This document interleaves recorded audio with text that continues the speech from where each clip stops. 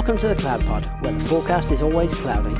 We talk weekly about all things AWS, GCP, and Azure. We are your hosts, Justin, Jonathan, Ryan, and Peter. Episode 122, recorded on June 16th, 2021. Welcome to Crash Consistency Week. Good evening, Ryan. You're very familiar with crashing, so this is a great week for you. Indeed. And then Jonathan and Peter are AWOL, but Peter sent a substitute, and that is Matthew Cohn, who's been on the show with us before. Hello, Matthew. Hey guys, how you doing? We are doing just great here on a lovely Wednesday evening. It's not yet Friday. Always a bummer when it's not Friday. But we're getting closer. Every minute that passes of recording is one step closer to Friday. Indeed. Well, it's been a while since you've been on. Anything new and exciting in the world of Matthew and Foghorn and what you're doing and for all of your amazing customers over there? Nothing too much. Moved down to New Jersey and living the suburbia life nowadays. Lovely. Well, that's New Jersey is an interesting choice. I won't question your logic on that, but we'll just move on to a topic that might be near and dear to your heart if New Jersey with Vagrant 3.0. So HashiCorp this week has released a blog post talking about Vagrant 3.0. I actually thought Vagrant was on a path to death. It's been a while since it really got a lot of major feature updates. It's a little clunky these days. But for those of you who are really familiar with Vagrant, you may have a strong love for it with a large community of developers, operators, designers, and products that all rely on the capabilities of Vagrant. I've used Vagrant many, many times. I know Brian's a big Vagrant user. I think Matthew even has used Vagrant a bit. For years. Yeah, it's just one of those things when you start getting into automation and CI/CD and DevOps practices, is a great way to experiment locally, with VirtualBox or with other plugins to AWS or Azure or different things. So it's always been a nice way to just kind of test local development.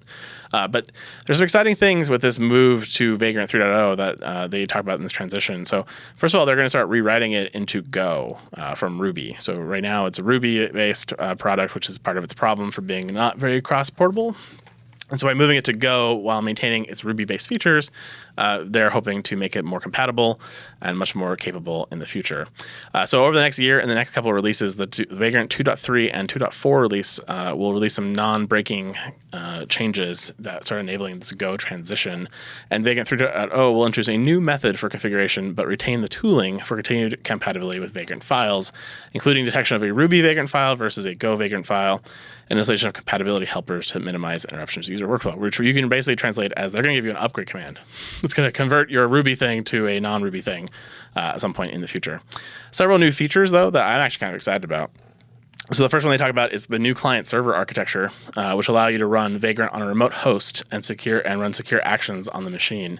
So you'll be able to install Vagrant on resource and sensitive machines and interact with it on a thin client, which allow you to share one Vagrant environment among multiple team members, which is one of the big challenges of Vagrant today, all around doing multi-member editing. You will still be able to, of course, run Vagrant locally because, why deprecate that feature? That's a fantastic feature. And take advantage of some of the new security features all locally as well. So this new shared capability is available to you as well as the local development. On the security side, everything today runs as Vagrant user, which is a process that requires acceptance from you to enable privileged actions, which can be pretty problematic from a CI/CD pipeline, unless you want to leverage something like a sudoers file to define each Vagrant command with escalated privileges. That causes all kinds of issues, especially for your security team, who doesn't like sudoers, I'm sure. And so that causes lots of issues. And then on Windows, of course, there is no sudoers because Windows doesn't understand that concept whatsoever, making it very difficult to leverage Vagrant for headless use cases. And so in Vagrant 3, they're going to provide a new privileged service to execute known and trusted commands from Vagrant and its plugins without the need for a direct user interaction. This also enables finer control of trusted commands, and you'll be able to use controls to prevent automatic evaluation of Ruby-based Vagrant files, and also start writing configuration in the HashiCorp configuration language, which if you're doing Terraform, you already know and love or hate. Not sure how that works for people. There's a new global config management, which is great. So now you can reference your own local config of Vagrant, but different users sometimes don't have those configurations that you have. And so that would cause all kinds of problems in a CI/CD pipeline unless you remember to move your global configs. That can all now be configured in the state of the Vagrant.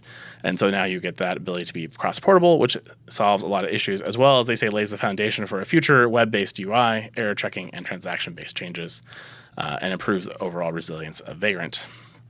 And then fixes some long pending issues with the Vagrant index file, which has grown too big and very fragile in some implementations. The plugin APIs will continue to exist. They will be moved to the HashiCorp model for Go plugins in the future. As long as you are writing a gRPC compatible plugin, you will be able to use the new Go implementation of that. They'll be providing you a bunch of new SDKs that make it easier than ever to write those things, as well as support your plugin to the newest versions of Vagrant. And much more cross-compatibility, which is great. And then they also fix the Ruby problem, which is that their Ruby is not your Ruby. And so if you're trying to do a lot of Ruby work, you can run into all kinds of nasty Ruby version problems. So that'll now go away with Go, of course, coming into play, which is great. And then they're also taking advantage of the wealth of HashiCorp tools to make it all easier out of the box. Hashi then goes on to tell us that they do acknowledge that replatforming is hard. And for those of you who have ever done it, you all know that. And so there are 2 steps to this. Step 1 will be porting the core to Vagrant, which will be coming in the 2.3 release, which will be Go is kind of optional to you. You don't have to use it. You can choose to use it. And then step 2 will be working on the built-in plugins, which will come in version 2.4 and will feature the new Go implementation of Vagrant as the primary executable, including the new migration command. And then Vagrant 3 will be completely Vagrant compatible with Go. So there you go. So this is about probably a year to 18 months transition, which we're looking forward to seeing them complete. This is very surprising. I was convinced that Vagrant was just going to sort of wither on the vine. It's been stepped on in a lot of different areas. Even, if you think about, being able to spin up VMs as easily as you can on any of the cloud providers sort of gets into that space. And then you add in Docker containerized development. I haven't really used Vagrant in many, many years because of that, because I have other options. But then you look at this and it's really a new service by using the same name built upon the same thing. So that they're hosting a lot of things centrally. They're allowing sort of this, your Vagrant configurations to be used by many, many people by sort of abstracting that away from local development, which is sort of interesting and might be part of a larger play by HashiCorp. Yeah, I mean, I feel like the last time I really used Vagrant consistently was like 2.5 years ago when I really started getting into Docker. And now it's just like, okay, I just, spin up a new Docker container, do what I need to do, and kind of go from there and iterate over it. Even if I'm developing something like a user data script for an Amazon EC2 instance, I'll just do it in Docker versus, spinning a Vagrant in VirtualBox and all that overhead. So I'm a little bit surprised they're, bringing it back to life, but I'm not surprised at all that they're bringing it to Go and kind of trying to really integrate it in, because Vagrant was a little bit of the redheaded stepchild where every other tool by HashiCorp was in was in Go, and this one was in Ruby. So it kind of is nice that they're going to integrate it in now with the rest of them, and I'm curious to see, what their end goal is, because I feel like they have a 3 to 4 year project now, or where they want to see all this go, that, they're obviously not announcing yet, but there's some sort of larger service, like Terraform Cloud or anything like that I'm sure they're going to try to build and implement with this. Yep. I mean, Vagrant isn't even mentioned on their top page now. There's still the Vagrant Up page that's always been there, but I found it very interesting when looking at the products page on HashiCorp.com that there's no mention of HashiCorp or Vagrant. So it's like redheaded stepchild is exactly right. Yeah, I like I said, I think it was mostly dead, and now it's coming back. And your question is, it get tied into Nomad in some way? Does it get tied into Terraform in the future to potentially be part of how you build, initiations of servers? There's a lot of power that it provided to you, especially if you're doing gold images with something. This was definitely a way people have done that in the past until like the gold image AMI builder came from Amazon and some of the other tools. So yeah, it is interesting that they are investing this level, because you're right. It is a multi-year project at minimum. And where it goes from here is still to be seen. But yeah, you're right. It may be the beginning of a foundational play to some other future service that Hashi hasn't quite announced yet. So we'll see how the tea leaves start to come together on this one. Well, moving on to AWS. First up, we have a quick story. They have announced they are going to be opening a new region in Tel Aviv, Israel, which will open the first half of 2023 with 3 availability zones. And so, Amazon clearly has figured out that they were behind on the building the data center thing. Because, we talked about Oracle and Azure and GCP building all these new regions, and Amazon was kind of just silently there. Like, yeah, we've announced a few, Jakarta and a couple others, but ultimately hadn't done a lot. And now all of a sudden they're just, there's like the third of these we've talked about in the last couple of months. I think they've announced a new region that's coming. And we talked last week when they announced I think it was the new Japanese region. or maybe the new Korea one. They already have like 12 regions in progress at this point, something like that. So it's just lots of growth, lots of capital investment to be competitive in the cloud space these days, no matter who you are. I don't know if any of you have ever been to Israel. It's a fairly small country because I have family that lives there. So I've been over a few times, and I'll probably actually be going in the next month to go visit some grandparents. But, I'm kind of curious where they're going to be placing 3 availability zones with distinct power, and all these different things all in that fairly small country. So you never will actually know the answer to this, but I would love to see actually where they place their data centers. Within the region, because it's a fairly small country, like 6 to 8 hours top to bottom and 2 hours, maybe a little bit more, east to west. So, compared to like Oregon or, any of the other ones that span multiple states or, much larger areas, this is a fairly small area that they're building all these in. I mean, even comparatively to like Japan or another sort of small country, like it is crazy to me that they can have that separation. And I wonder, maybe it speaks to the advancement of technology. You can roll up a box truck somewhere, and as long as you have some sort of ability to generate isolated power and cooling and network, you can have an AZ. It's pretty amazing. I was curious what the insurance premiums on a building in Israel like this would be. We had that bomber who pled guilty last week, about bombing the AWS facility in Virginia, and Israel and Palestine are not in a good place right now, and they're about to go through a major government change out with Netanyahu leaving, and the new government forming. So it's going to be interesting times in Israel for the next couple of years. It'll be interesting to see where they're at, and by the time we get to 2023, and what that looks like. I wonder if snowmobile was kind of the basis for now their regions. Just sent us a few snowmobiles over there and called it a day. I mean, we're convinced that Oracle's data centers are just people's garages. Mm-hmm. Executives' home, second homes and third homes. Where they just they say, hey, you got to get that garage up, or just put a small data center in it. I think they're just going to move them around. I agree. Yeah, get the Blue Origin internet service going, and then they just connect to that, and all's good. Yeah, a little solar panel on the roof. Good. Yeah, done. Good. Cool it with just open the window, while you're driving down the freeway. Sure. Yeah, I'm sure that'll go well for servers. They love to be moved regularly and shaken. That's true.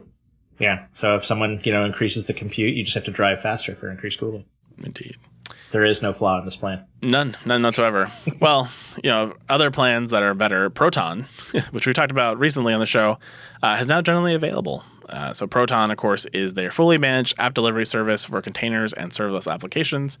And platform engineers can build complex architectures and offer them to developers in simple consumable units. There's a quote here from Deepak Singh, AWS VP of Compute Services. Customers have told us that while they love the operational benefits that container and serverless applications provide, it is incredibly challenging to scale these architectures across their organizations because of the many manual tasks involved in deploying apps that use microservices. Proton brings together customers' infrastructure as code, CI/CD pipeline, and observability into a single interface so developers can quickly go from code in a repo to a production application. Since this launch, we've covered several stories, including multi-account support, customer managed environments, adding and removing instances from existing services, and all kinds of other features like Jinja templates, etc. And so, of course, they also published a public roadmap, as all of Deepak Singh's organizations seem to have a public roadmap. He's a big believer in that. And so I took a peek at some of the things that are coming up, and they're researching supporting EKS. So this won't be just an ECS service, which I think is interesting. Integrating it into CloudWatch, as well as template access management. So instead of having just a platform team that has access to all the templates, you could be able to do scope that down to just certain tags, certain groups.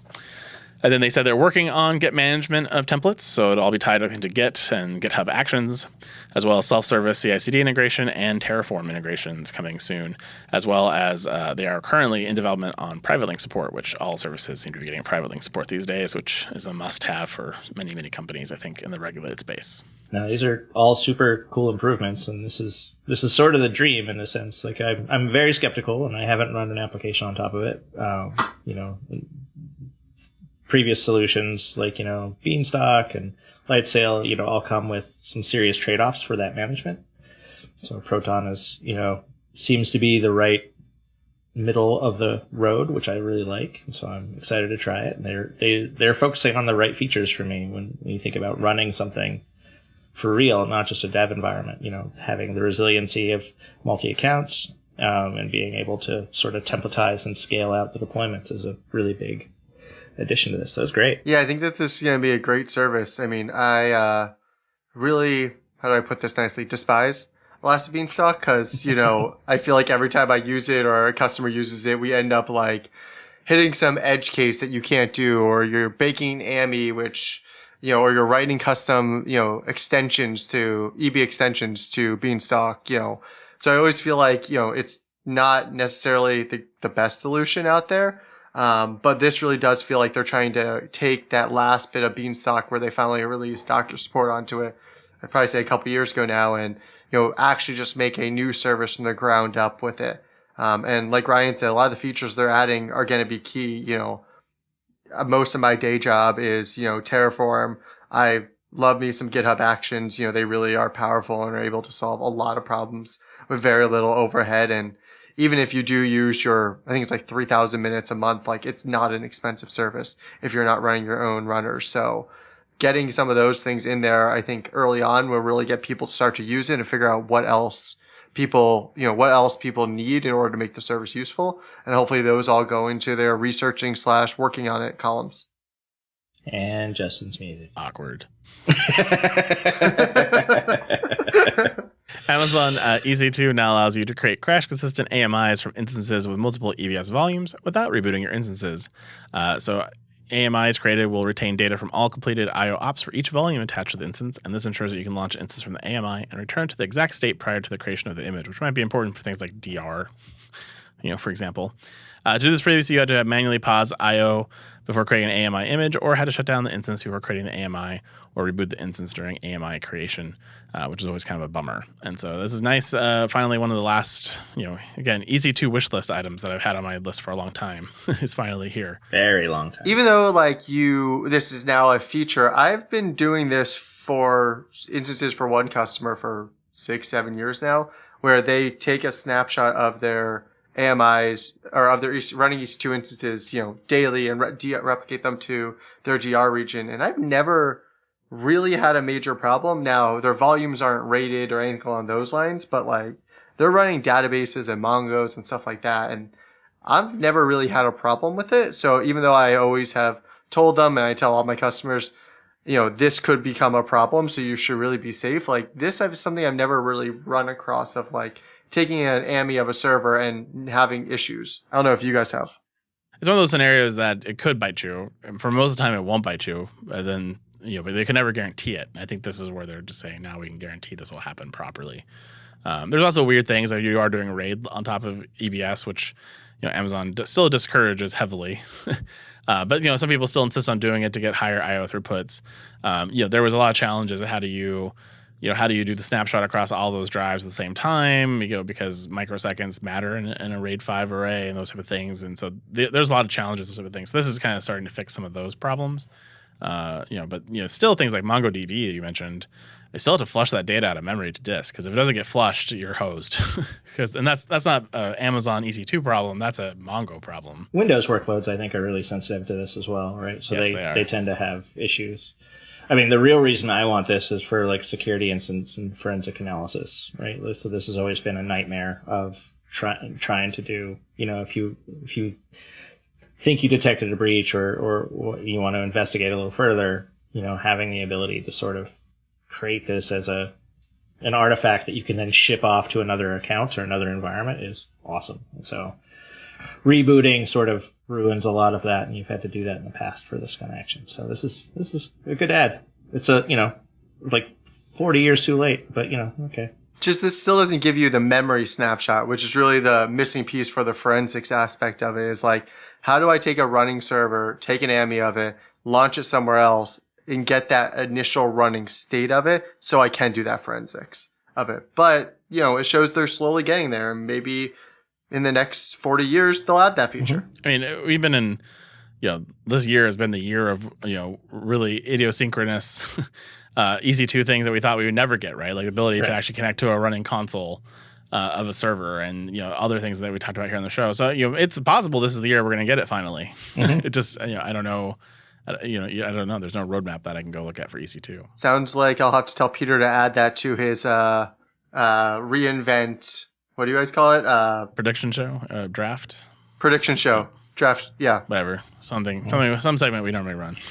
Yes, the reinvent draft is what I'm thinking of. You mean the thing I lose every year? That thing? Yeah, that thing, that one. Ah, Yeah. okay. Or we always lose when we do. It's the thing you all lose. Yeah, I mean we do okay sometimes. We struggled with Microsoft events, which is why we just don't do it for Microsoft events anymore because it's Google and AWS. We're good. We got those as long as we don't do summits. Yeah. And maybe not Summits are rough. and maybe not reinforce. We'll see. Well, Amazon is announcing per second billing for EC2 Windows Server and SQL Server instances effective as of January 11th. So if you're only running Windows servers for less than 60 seconds, you get a discount. But I don't know any Windows box that starts up within 60 seconds. So I don't know who this person is, but great for you. Customers will only pay for Windows Server and SQL Server instances that are launched in an on-demand, reserved, and spot form running on EC2 in 1 second increments with a minimum of 1 minute duration.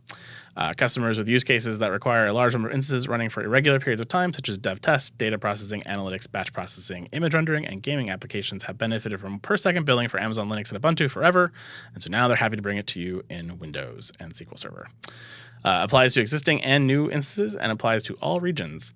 And this does not affect the list prices and spot market prices. They still remain on a per hour basis. But your bill is still calculated down to the second. So those users that are using, workloads for data processing, analytics, batch processing shouldn't just use a smaller, more nimble OS. They're okay. Windows. All right. Yeah. I'm shocked.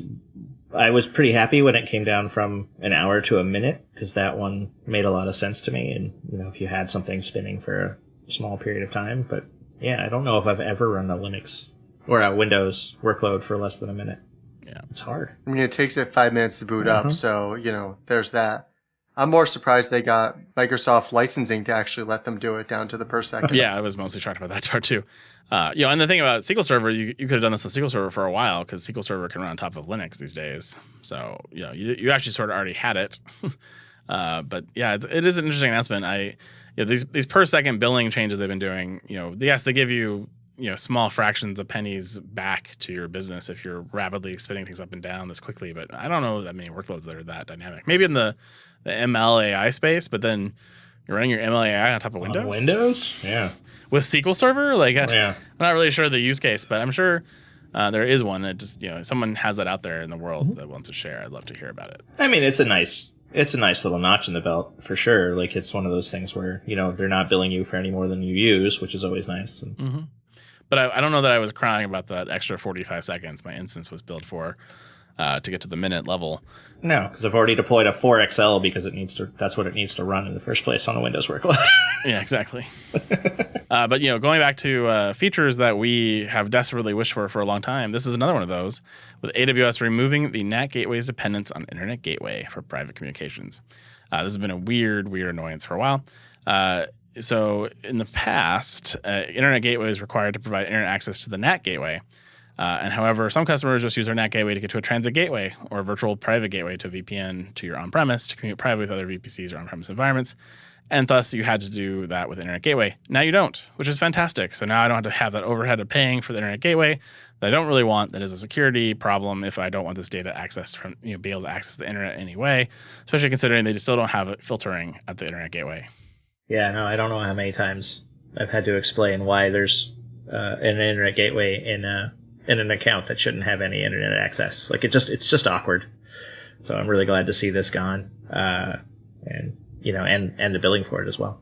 Yeah, the amount of auditors and audits that I've looked at that other third parties have done and given to our customers, and then I have to explain to my customer, hey, we have the Internet Gateway because the NAT Gateway requires it, and I have to have this whole long convoluted conversation telling them why the audit that they were just paid a lot of money for is not actually giving them the information they need because this is a requirement of AWS, is absurd. So I'm very happy to never have that conversation again, or at least be able to tell them, hey, this conversation that we're about to have can be mitigated if we just press the delete button on this thing.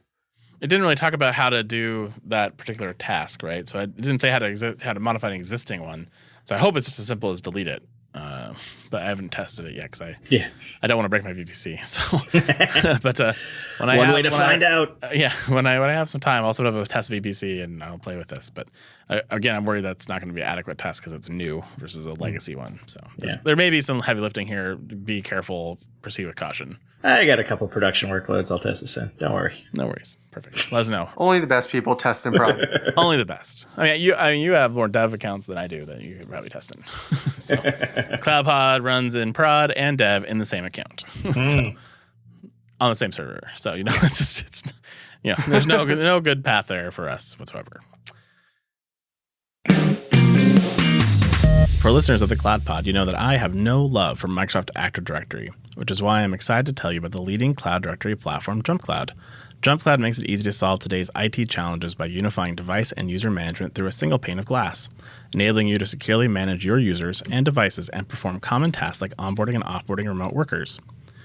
With JumpCloud, you no longer need to implement an on-premise Active Directory infrastructure or additional tooling to scope a user's access, and you can ensure that the user is coming from trusted devices and networks. Enabling JumpCloud's Zero Trust solutions improves the security and compliance of your network, ensuring users have access only to the services they need when they need them. To start your organization's move to a modern, secure hybrid work model, try JumpCloud for free today at cloud.jumpcloud.com/thecloudpod. That's cloud.jumpcloud.com/thecloudpod.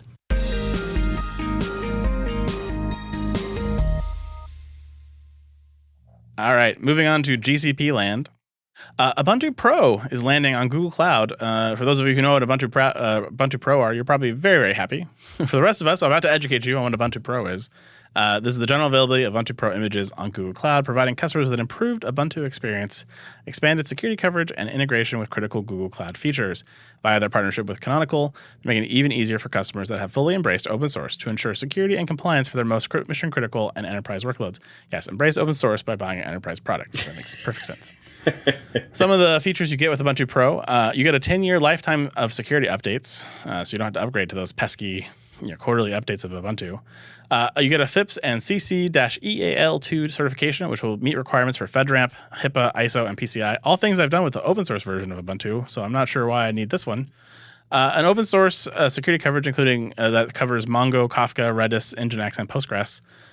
So basically built-in security tunings for those things. And then they have multiple versions available to you, the 1604, 1804, and 20.04. I did wonder if the 1604 only gets you 6 years of maintenance, or does the 10 apply to all three of these versions? You do get kernel live patching, which kernel patches are delivered immediately without having to reboot your VM, which is a nice feature, although there's ways to get that without, if you recompile your kernel before you get there, you can make this work. And then optional CIS and DISA STIG profiles for server hardening, as well as cloud-based pricing, which doesn't require a contract and is licensed based on the memory and CPU of your VM. And so, for example, here, if you had a 64 gigabyte box with a 16 vCPU, the license, just the license, would cost you $90.48 per month. I was looking at the numbers originally before I realized that it was just the license, and I was like, that's a screaming deal. That's awesome. But yeah, no. Today I learned that there is an enterprise version of Ubuntu, which I did not know. This to me, like Ubuntu Pro kind of feels like the equivalent of Red Hat is to CentOS. Like you get that checkbox that says you get support, that someone in your company demands that you have, but I don't see that much more what it's getting you. The longer term is useful if your application team never wants to update from all their, Ubuntu 16 or 18 boxes, so that gives you those 10 years of support. But either way, you're probably going to need some new package, or you're going to have some vulnerability in some app that's only on, Apache or Nginx or something that you're going to need to upgrade either way on. So yeah, and that's just sort of stipulating there'll be no more feature development or no, it's a weird move to like, oh, we want this to be guaranteed for 10 years and we never want to touch it. This was sort of strange. But. I mean, not upgrading your Ubuntu is, yes, you're getting security patches, which is great, but like there's so many other opportunities and advancements you get in the newer versions of Ubuntu. That's what innovation is. And so maybe you want those things, maybe better memory handling, better CPU, time splicing, all kinds of different things. So, you're just kicking the can down the road to an eventuality where you now have a heavier lift to get to the latest version of Ubuntu. I'm not sure I'm a huge fan of it. And it just feels like it's a way to bill for meeting some requirement or certification, right? Like I would say the vast majority of workloads, you do not need, support at this level. I don't know what advantage you're getting by paying for it, except for some of these certifications. And so which I feel is a little dirty. Like if you need to have FedRAMP, certification in order to run your business, you have to pay for this Ubuntu Pro to accomplish it. That's a little, feels like a gouge. But again, I don't necessarily know that's true. I mean, maybe it eases some of your hardening requirements, so you don't have to figure that on your own. But I mean, the CIS publishes all their hardening guidelines, and even templates are available in GitHub to help you get there. So yeah, I don't know. But if this is for you and you have to have that support contract, that sweet of support contract over Ubuntu, it's there. Take advantage of it. Pay $19.48. And it does scale. Yeah, the more CPUs you have, the more you pay, and the more memory you have is a flat rate. So that's nice. So you're not paying for the memory penalty, but you are paying for the CPUs. So to keep that in mind with this offering. So is this only available on Google Cloud, or is it now just on Google Cloud, and you could already do it on other vendors? Yeah, I don't know. I believe there are Ubuntu Pro AMIs available to you in Amazon through, if you have a marketplace contract with Ubuntu. This is just integrated natively into the consoles. This is one of those great things where you can accidentally pick this Ubuntu image and then pay $19.48 per month without realizing you did this mistake. So that's kind of where you're at. You get the oops bill versus the intentional bill of going through marketplace. I'm a professional, Dick.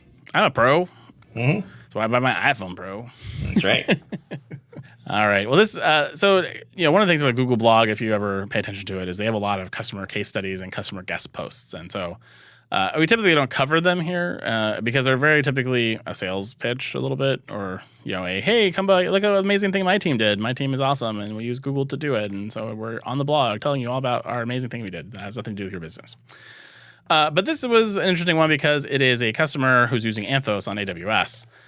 And goes through some of the experience. And so this is Plaid. The blog post says Plaid is a company that maximizes the value of people through data, and they are developing a range of products that focus on improving customer experience. When I go to the Plaid website, it's mostly fintech, so I'm a little confused by that, but it's fine.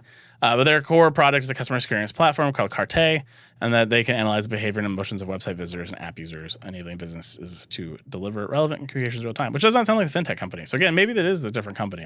I can't figure that out. And of course, they didn't link to their website in the blog post, which is a little weird. So I don't know. But anyways, back to the thing here.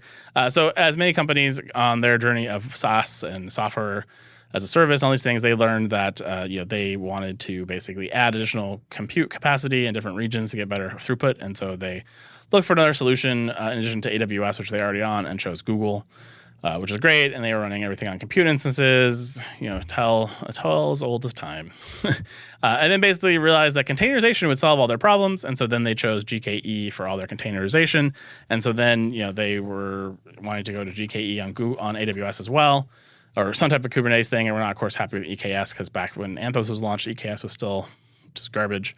And so, Anthos was announced, and so they got the advantage of being able to then use Anthos in a big way. And so they did. And so they now run their clusters.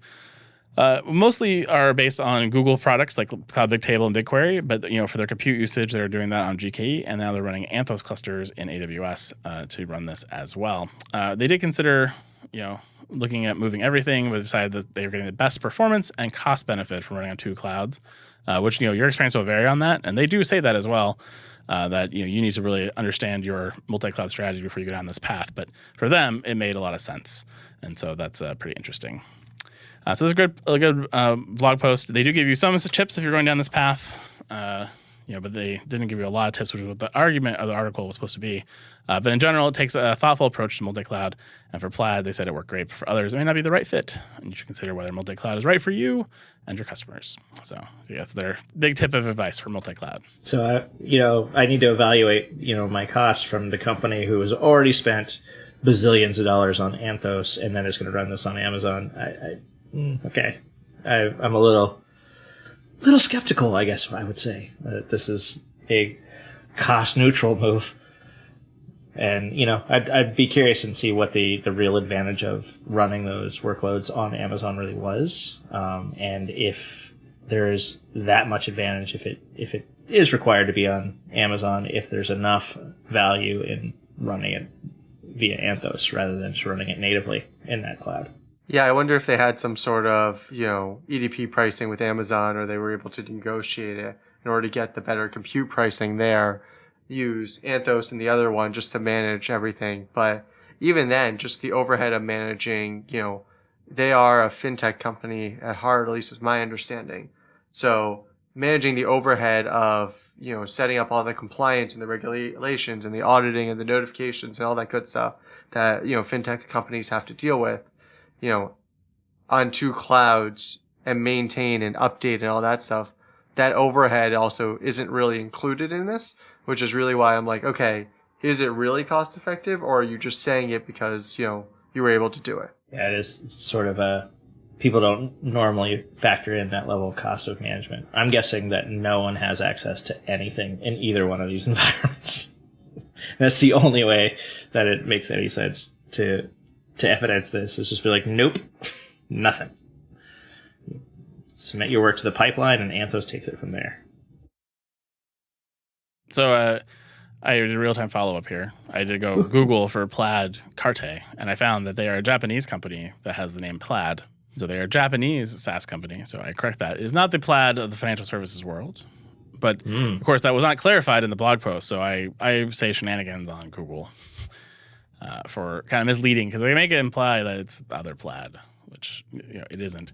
And then other fun follow up here. If you look at the website for Plaid, which I posted into our Slack channel, it has this kind of like weird hexagonal logo. Which then, if you look at the logo of Plaid.com, which is the fintech company, they're very similar. It's like there's a lot of brain confusion going on here that would not stand in the United States with trademarks, I don't think. But I don't fault them. I just, Google should be a little more clear. And again, giving a blog post a link to the company so I know where to find them. Yeah. But anyways, good to hear, people are using Anthos and they're using it in production and they seem to be happy with it, which, we was kind of one of our questions. So always good to see those type of blog posts. Well, it's only $10,000 a month. Starting at $10,000 a month. Oh, sorry, I forgot that caveat. Starting at $10,000 a month. That's just that gets you in the building, Matthew. It's after that's where the real bills come. So it's I got into the party, I got my private VIP booth, and I was like, this isn't too expensive. And then I saw the bottle prices. Things got real expensive real quickly at the club. Maybe I'll spin this up in my Foghorn GCP account and see how fast Peter yells at me. Pretty quick, I guess. All right. Well, our next story is multi-project cloud monitoring is now being made easier by Google, but it's not getting made easier by naming. So I will try to get through this without not confusing all of us, because I had to struggle through a little bit. So this is a new model for multi-project monitoring. Again, a project in Google World is like an Amazon account, which replaces the concept of workspaces. Workspaces are just parts of a project. This overhaul is geared toward maximizing the flexibility you have to manage your monitoring environment by introducing metric scopes. And so now you can associate your Google Cloud projects with multiple metric scopes. And like workspaces, metric scopes will still be used to store all of the configuration content for dashboards, alerting policies, uptime checks, notification channels, and group definitions. But unlike workspaces, there's no limit to the number of metric scopes you can associate to a project. So now, with unlimited possibilities, you can unlock a variety of options like more granular permissions to mission-focused configurations, or you can create an org-wide metric scope with monitoring configurations focused on infrastructure health. And this metric scope can handle up to 375 projects, up from 100. New projects automatically start working in cloud monitoring without the previous 60-second workspace creation process. And if you want to monitor more than one project, simply add it to your metric scope. So this is a fantastic feature to get cross-cloud, cross-project monitoring. Why they had to muddy it up with all this workspace metric scope mumbo jumbo, I don't understand. But that's a very classic Google move. I'm going to need a whiteboard and 6 colored markers to understand what you just said, and lots of circles. Yeah, I'm lost. I'm not even gonna lie. The amount of metric scopes and projects and everything else in there is just a little confusing. I mean, it's basically, I can create a dashboard, which is what I think a metric scope basically is, that has all my alerting definitions and my alert thresholds, and then I can point that at multiple projects to then get that data. But why it wasn't just said the way I said it to you, I don't know. If they would have said that, I would have understood it. I would have said, wow, that's a great feature. And I need it now, but because I have no understanding of what they said, I was like, okay, great. So is a metric scope a dimension of the project? No. Metricscope is a replacement for the workspace, which just is a container that holds your dashboards, your metrics, and your alerting. I already said it once. God, Ryan, come on. Metricscopes will be used to store all the configuration content for dashboards, alerting policies, uptime checks, and notification channels and group definitions. I mean, what could you be lost on? I'm confused. Right, and you even have it in writing. Yeah. Come on. Why is this so unclear to you? Unlike workspaces, you can attach multiple projects. Like, that's the thing. Like, you got to know that. But, if you had a workspace and then you're like, why can't I attach it to multiple projects? Because you're not using a Metricscope. Like, you should just figure this out, Ryan. Come on. And now you can do 375 projects. Come on. Why don't you have that many projects? You only have 275, Amazon accounts that you manage on a day-to-day basis. Why can't you get around 375 projects? I only need one. Just throw everything in one project. It'd be fine. I can see no problems with that. Yeah. The Zero Trust Access model doesn't work so well with one project. It's the opposite of Zero Trust. It's all trust. All trust, yeah. All trust all the time. Everyone gets admin That should have been our show title. All trust all the time. All right. Well, let's move on to things I do understand, which is subsea cables. Well, I sort of understand them. Google is announcing the new Fermina, an open subsea cable being built by Google that will run from the east coast of the United States to Las Toninas, Argentina, with additional landings in Praia Grande, Brazil, Punta del Este, and Uruguay. Fermina will be the longest cable in the world, capable of running entirely from a single power source at the one end of the cable if its other power sources become temporarily unavailable, which may be something that is important in South America where governments are unstable. The new cable will have 12 fiber pairs, and the cable will carry traffic quickly and securely between North and South America, giving users fast, low-latency access to Google products and GCP. And then they go on to talk about how they got this single-ended power source capability, which are important for reliability, a key priority for Google's network. With the submarine cables, data travels as pulses of light inside the cable's optical fibers, and that light signal is amplified every 100 kilometers with a high-voltage electrical current supplied at landing stations in each country. While shorter cables can enjoy the higher availability of power feeding from a single end, longer cables with large fiber pair counts make this harder to do. Fermina has broken the barrier. By achieving this record-breaking, highly resilient design, it is accomplished by supplying this cable with a voltage that's 20% higher than previous systems. So don't touch that cable, Timmy, if it washes up on shore. Yeah, this is, I'm totally understanding, all of our problems of trying to route internet traffic through Mexico and Central America. And what a big flex by Google to be like, you know what? We'll just run a cable. I mean, that's why Google's network is very superior to others, because they've invested in it in the way that they have. It's impressive, and the amount of money they spend on it every year is a lot. And, this is like the 5th or 6th major subsea cable they've announced in the last 12 months. Yeah, they're not messing around, that's for sure. And we did that sort of answers the question we asked in a previous show of how do they actually amplify the light over that long, and so it's sort of cool that they're answering that as well. Nice. Maybe they listened to our show and saw the question and said we can answer them in the next blog post. Maybe if that's true, that's awesome. I don't think that's true, but I don't think so either. But in my head it is. I'm just gonna keep the dream alive. Mm-hmm. Our listeners can share that rumor. Yes, the CloudPod asked the question and the Google people answered it. Mm-hmm. Subtly. Yeah. Well, they don't want to show favoritism to their favorite cloud podcast, which of course we are. But yeah, I mean, of course, the Google Cloud podcast would not be their favorite. Why would it be? I mean, that's just people telling announcements. We're at least giving you color commentary about how ridiculous multi-scope workspaces are. I think they're going to stop listening to us after that conversation. Possible. Sorry about that, but luckily they still publish those stuff publicly, so I can still get it even without a relationship with Google. All right, let's take a pause here for another sponsor read. Hey everyone, Jonathan here. I just wanted to take a minute to thank the cloud consulting gurus at Foghorn for helping make the CloudPod possible. These folks truly get it. Cloud consulting experts since 2008, they are premier tier partners with AWS, Google Cloud Platform Silver, and Microsoft Azure partners. From multi-cloud to containers to moving full production workloads to the cloud under the tightest compliance, Foghorn's team of full-stack cloud engineers have been there, done that, gotten the t-shirt, and are ready to share their experience with you. If you're in the market for some talent to supplement your team, visit www.fogops.io/thecloudpod. www.fogops.io/thecloudpod. Foghorn, the promise of cloud delivered.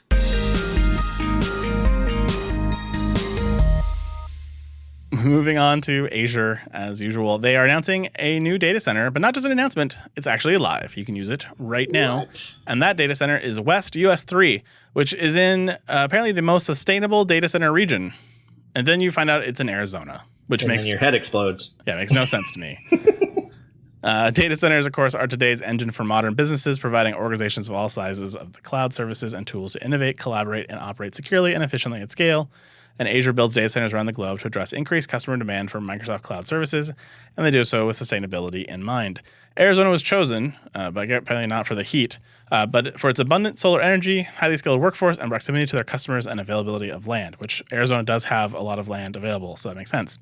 Azure is offering a slew of cloud services in Arizona with staples like computing, networking, databases, but also analytics, AI, and IoT services. And to meet the renewables energy goal, they're partnered with Longroad Energy on their 150 megawatt SunStreams 2 photovoltaic solar power plant in Maricopa County, Arizona, which has been in the news a lot lately. County, not the solar power. Yeah. I think that just speaks to how far solar and renewable energy technology has come, that they can cool a data center, which generates a ton of heat just by itself, in something that's, in summers that are expected to always breach, 100 plus degrees. And then somehow that works out to be cost neutral over the year by using solar power. That's amazing. Yeah. I in prior life, I had a couple data centers in Phoenix, and, it's just, the amount of air gap they put between the roof and where the actual data center, hall is, it's like 12 or 15 feet, depending on the facility, just to have enough space to suck up the heat coming in from the sun. And then they don't have that, in fact, the data center hall itself. It's impressive. There's also some other truths that, Intel and others have figured out over the years that, you don't really need as much air conditioning as you think you do. You just need a constant flow of air that you can, that is not overheated. And so you don't really need your data center to be at, some ridiculously cold temperature. It just needs to be coolish and moving, and then that's fine. Yeah. So you can drive faster in your new Tel Aviv data center, like I said. Right. True. Yeah, I wonder if they're just like, okay, we're going to run these things at 110 degrees, and whatever power we use, we'll just open up the windows and, put a few fans there. Call it a day. Yeah, work in a past life. That's exactly what they're doing. Like, in the data center technology, the methodology has definitely changed to run a lot warmer, a lot more humid, and do a lot less conditioning on the air, just because the computers are able to take it. And it's one of those things where it's funny. You can get like bugs and fuzz and mold growing in servers in certain environments, and it'll still keep running. Just nutso. That's an unpleasant mold and fuzz. It's not recommended, I think. I really like a scorpion in my, server. Is really my favorite. So squirrels are actually the biggest deterrent to data center technology. That's the thing you got to avoid. Yes, darn squirrels. Well, Oracle has a couple squirrels we could talk about this week, since Azure was a little light on the new news. First up is their new ultra-high performance block volume with up to 300,000 IOPS and 2,680 megabits per second of throughput per volume across all OCI commercial regions and on all interfaces. In addition to the new UHP performance, they've increased the performance of the existing higher performance option from a maximum of 35,000 IOPS to 50,000 IOPS and 480 megabits to 680 megabits throughput per volume with no increase in your price. So, hey, a price discount, I guess, for the same I/O you were getting before. For example, this new ultra-high block disk, though, if you had a 100,000 IOP requirement for a 1 terabyte disk, you would pay $25.50 a month for the storage and $68 a month for just the performance, for a total of $93.50 a month or $1,120 a year. That's a lot of money for 100,000 IOPS. I really want to know what workload you have that requires 100,000. Oh, I know this one. Yeah. Ooh. Oracle. You mean Oracle? Sorry, was that set up too easy for you guys? Of course they're going to come up with this iOS features just to support their own product. Yeah. I mean, there's a reason why they bought Sun. It wasn't because they wanted to be in the hard business. They needed someone to design I/O that could keep Oracle running forever. The next feature from Oracle this week I thought we'd mention is the new Oracle Java Management Service on OCI. This is an OCI native service to help manage Java runtimes and applications on premises or on any cloud. The Java Management Service, or JMS, is now generally available. And of course, Oracle is a technology leader and steward of the Java ecosystem per the press release. JMS offers a single pane of glass to manage Java deployments across the enterprise, answering such questions as, what are all the Java versions installed in my environment? What versions of Java are running in dev and production? Which JDK distribution is each of these using? And are there any unplanned Java apps running? And are all my installed Java versions up to date and patched? Which to me just seems like a great way for Oracle to come in and audit you. Thank you so much for this capability. that gives me all this insight for you to build me more accurately and more production workloads.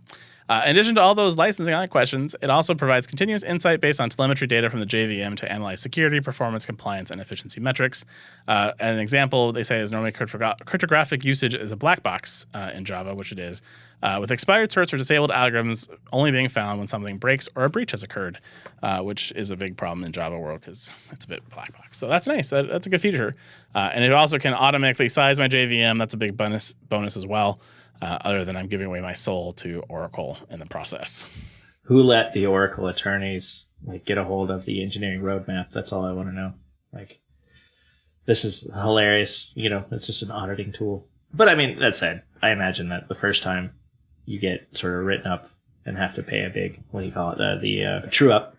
That's the first question. Well, how am I supposed to know across my fleets of thousands of servers which JDK is running? And it's too easy. And if it came from a third-party software component, or if it came from my own installation or my own there are so many ways that can burn you.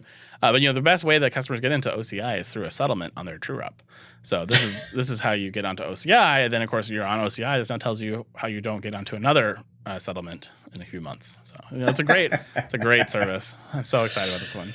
We're not skeptics at all. We need a cha-ching sound effect or something like that. Just muddy cash register just flowing. Yeah, in the new soundboard I don't have dollar sounds. I should get that though. Yep. Feature request. Oh no, I can add any sound I want to. That's the beauty of it. So I can upload any audio I want and then it'll just play it. So that's the way to go. And then you can add sound effects all the time and people laughing, and I can make people laugh at our jokes in Lightning Round now instead of just us standing here looking at each other like, ugh, that's really awkward. So well, there's no hope of actually making me funny, so I would, thank God. Yeah. Well, Peter's not here for the Lightning Round, and so it's why he sent Matt. So Matt has been tasked with reading the Lightning Round. Now, Ryan and I know how difficult these things are. And it's we make this look easy. Like we've become practiced professional semi-professional podcasters who know what we're doing. And so we can go through show notes, and I can make my gook show notes sound really interesting, and I know what I'm talking about. And then Peter does a great job just reading these verbatim. And so there's things that we do to Peter that we won't do to Matt because that's just mean. Well, maybe we will. Yeah. Where we just insert funny words into his he's reading out loud. But so Matt, we'll work it. We'll go with you on this journey. And maybe after this you'll want to start a podcast. Maybe after this you'll be like, I'm never coming on again. So we'll see how it goes. Well, let's start with the fact that Peter actually forgot to ask me to be on the podcast. So don't worry about that fact though. Well, I mean, he told me I can't do the podcast this week. I can get you a substitute. And I said, great. Who do you want to suggest? And then he didn't respond to me for 6 hours. And by that time, I said, well, I'll go ask Matt because I know he's going to go to Matt first. And so then he's like, well, it could be Matt or Sarah or Derek. And I'm like, okay, well, I already asked Matt, and Matt said he could do it. So it's fine. Because I knew that Peter would follow, his follow through on these things is suspect at times. So yeah, we just worked through that. He's not here to defend himself. I mean, it's not his primary job. He's a CTO of a consulting company and services. And so he's busy all the time. And so I don't fault him completely, just only partially. No, he should prioritize the podcast. It's very obvious. I mean, as an employee of his, my job is to make as much fun of him as possible whenever I can. So, I'm going to do that. And I doubt he actually listens to this, so I'll probably have a job in 2 weeks. I'm pretty sure you'll have a job even if he listens. If not, we could have you come, we could have you just come be a podcast host. We don't pay anything. We do this as a labor of love, but it might, maybe you can convince your landlord that you want to get paid, and so listeners of the podcast. Yeah. Perfect, I'll take that. All right, so let's see if I can do this. Oh, do you know the rules of this process, right? You know how it works. Like you say something, we respond with something hopefully witty and funny, and at the end you have to judge us and who was better, and then we get a fake internet point that we track until the end of the year, and then someone wins or someone loses. And so far, it's been pretty competitive. But I will need your PayPal or Venmo information after the show. Perfect. I'll take cleaning out my sewer line for $200, please. Perfect. Yeah. All right. Azure IoT Edge integrations with Azure Monitor is now in public preview.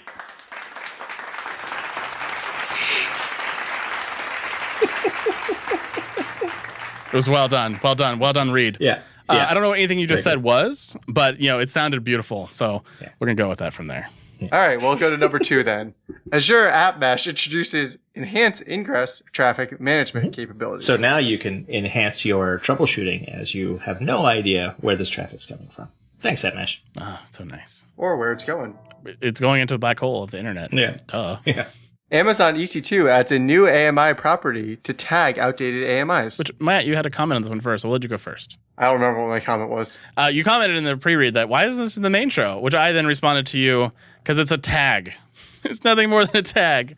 And so, it's been a really short main show topic of Amazon EC2 has added an AMI property to flag outdated AMIs, similar to a tag you've already used if you already built this capability yourself. And that would have been the whole story. So They have removed the logic loop that I have for get all AMIs and then exclude all these. So, because it does not return the tagged AMIs, which is kind of cool. it's a filter, really, is what it is. Mm-hmm. It's a filter. I'm expecting that in the future they'll add more like, if it's outdated and it's not used, then to auto clean up or something along those lines. And I assume it will get integrated in with like image builder service. Yeah. You know what I would really like it to do? I'd like it to tell you, this AMI is now outdated. I'm going to redirect you to the correct new AMI that's up to date. Then I don't have to do all that lookup stuff to begin with. That's what I'd really like. Well, in theory, they have that parameter store. Mm-hmm. Don't they have custom parameter stores for AMI you can use? Yeah, have you tried to use that? That's awful. Doing the query and the parameter store to get the latest like Amazon Linux 2, it's like, ugh, this is terrible code that's just undifferentiated heavy lifting, Amazon. Please just I requested I just want like static AMI that never changes, that just gives me the latest version of a thing. That's what I want. Which is the lazy way to do it, but it would solve my problem. Amazon SageMaker pipelines now support callback capability. So now you can have that callback capability to tell you how much money you just spent. Nice. Support for SQL Server and data flows in Azure Data Factory and Azure Synaptos. It's funny, you're just listening, you're reading. My synapses are dead now. Like, I not only from the future, but from the reading of it too. Yeah. So. As AWS Backup now supports crash consistency backups on Amazon EBS volumes attached to an EC2 instance. So that thing we talked about earlier, I can now get with just my EBS volume. Why do we lead with, the other story, which is about AMI creation, which no one ever does? But EBS volume backups all day long. You gotta love the AWS backup team for like, oh yeah, no, new feature. Got it. After the EC2 announcement. Nice work. Yeah, well done. Just another blog post for them to publish. Azure Monitor Agent and data collection rules are now generally available. And my new way to prank Ryan is to announce that the data collection rules just not collect the rules at all. I was going to say, there are no rules. The rule is dev null. Yeah. We collect nothing. It's secure that way. It's a compliance thing. I don't want to. Exactly. If I don't have the data, you can't sue me and you can't get it from me because I deleted it. It's dev null. Amazon Translate is now integrated with Amazon CloudWatch Events and Amazon EventBridge. Great. I can now translate all of my alerts into the various languages of my SRE team, where I'm trying to find the lowest cost SRE people ever. Introducing AWS Element Link UHD, a device that sends live UHD video to AWS. And not only can I have it translated, I can also see them on video in ultra high HD, which is awesome. I just want to know where else you're going to send it than to AWS. I don't know, a satellite dish? What I don't know. I mean, no one else has this service that I'm aware of on Google or Azure. So yes, the only option is AWS, unless there's a company that specializes in just this that I'm unaware of. AWS Certificate Manager Private Certificate Authority now supports more flexibility for CAs shared across accounts. Great. I don't have to now spin up a CA for every account and spend a shit ton of money on it. Oh, see, I read this completely wrong. I just thought, the CA now just does yoga all the time, which is cool. Oh, yeah, it's flexible. It makes sense. Mm-hmm. AWS Resource Access Manager enables granular access controls with additional managed permissions. Making it even more complicated to figure out what the hell is happening in your Amazon account between Amazon Resource Access Manager and CSPs. You're welcome. Manage this. You don't know what this is. You don't know how it got here, but now you have less permissions than you think you should have. I love the Resource Access Manager where you can deploy something really expensive into every account and then bill all the other people for their accounts, like the show back model for billing. And then it's like, why is my bill so high? I'm like, I don't know. I mean, that crypto mining I'm doing has had to be spread out across all the accounts. I did like that their example was, deploying a trusted CA and giving teams permission to deploy that CA, but not revoke the CA. Like, that's not a good thing. It's the crud without the D. That's all. Yeah, it's crew. exactly. It's the crew model. It's perfect. Well, I think you did a fantastic job, Matt. It's not, like I said, it's more difficult than it looks. It's just, you're like, how hard can it be? You just read a bunch of words off a screen. But Amazon naming does not help you in this friend. It's not your friend in this. And so I think you did quite well. But it's time for Ryan to Venmo you a lot of money. Or, I will just appreciate that you gave me the point. One of the two. And I'll buy you a beer at reInvent. One of the two. You work it out. Whatever is more valuable to you, at this moment. Well, reInvent, I can get free beer at pretty much anywhere. So, that's true. But actually, I was going to give the point to Peter as, like, he has to read all these things and do it live every time. Like, I have an extra respect for him right now. Well, the rule of, the lightning round is that there are no rules. So, yeah. Rules. So I'm just going to break all the rules and say Peter gets a point for actually, being able to read these on the fly. And you guys didn't even mess with me. And I'm sure you guys actively mess with Peter. Oh, absolutely. So, absolutely.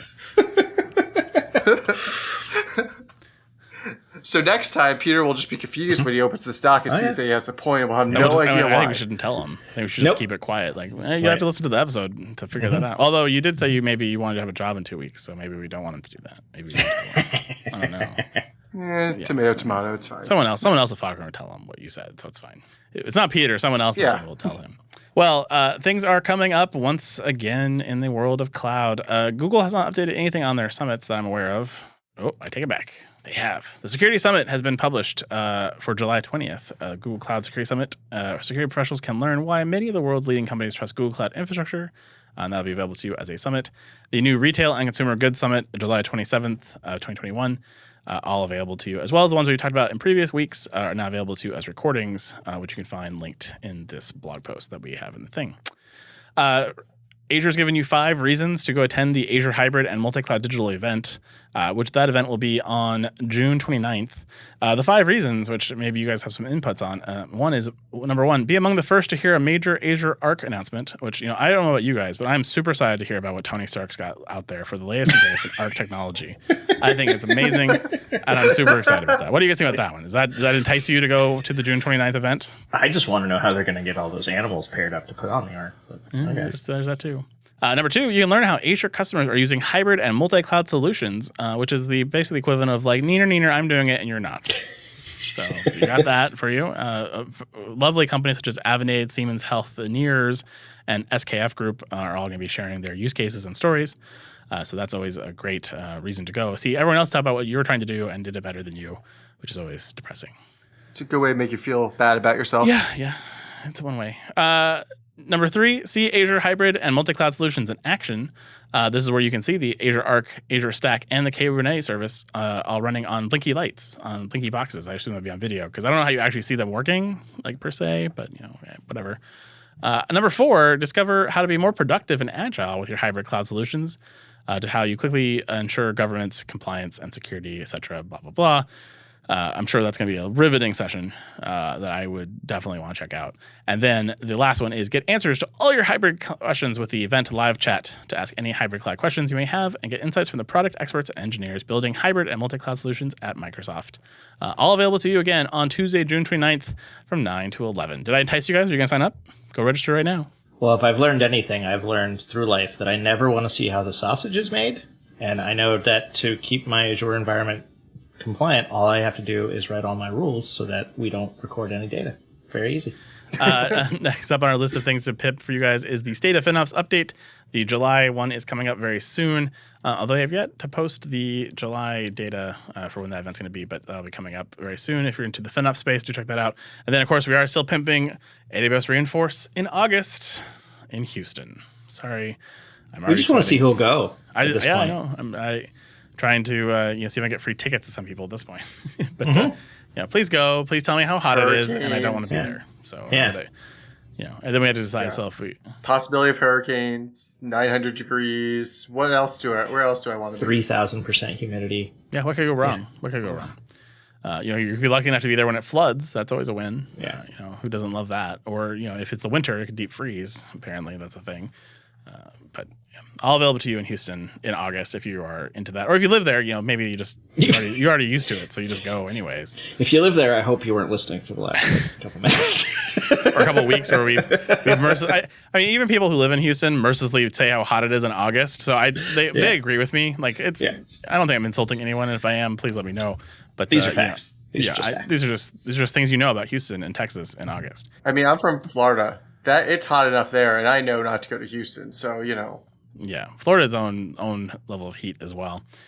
And then, of course, reInvent is going to be November 29th through December 3rd. I paid for my registration today, so I am registered to go. I got a coupon code from my sales rep, so I assume those are out there for everybody to go get from their reps. So you can go sign up and save some money, as well as all the great details coming out. They are expecting a large group again, because looking at the reInvent website, they have all the same hotels, all the same event venues. And I'm like, I'm not sure you're going to break attendance records this year. Sorry, but not sorry. That's funny, because I read that the other way, which is like, maybe I don't want to go. Like, if it's going to be like 500,000 people like it is, like, oh God, that again. I would find it hard to see that happening, but I could be completely wrong on this fact. I did post a informal Twitter vote on it. And so far, 17 people have voted. I have 6 days left on this poll, so it's fine. But so far, 58% of the people have said, "Get me out of this house," which was one of the answers I gave them. And then 23% said, "Going to sit this one out." And then 17% said, "Unsure." And then Corey Quinn, copied me rudely enough, and he posted it. And when I last saw his survey, there was a lot more people saying no. So I don't know. We'll see. I'd be shocked to see it be as big as it was in 2019. In any way, shape, or form. Like just, between international travel still probably going to be shut down for a lot of things. You're not going to have as many international travelers coming there. I'd be shocked if it's, 40, 50,000 people like it's been the last couple of years. I mean, I wouldn't mind it be a little bit smaller just because, you're walking a mile between the hotels to get to that one session you really want to go to. And you get there and you realize that you're 3 minutes late and they let in these standby people and you can't actually go to that one session, which is 80% of the reason you went to reInvent.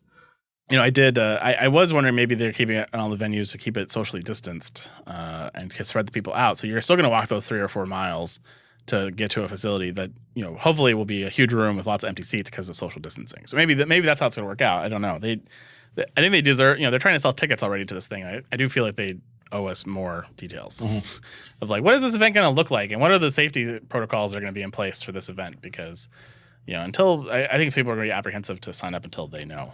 Yeah, it was a very big glaring omission from the registration page on any details like that, because that's the first thing I wanted to look at.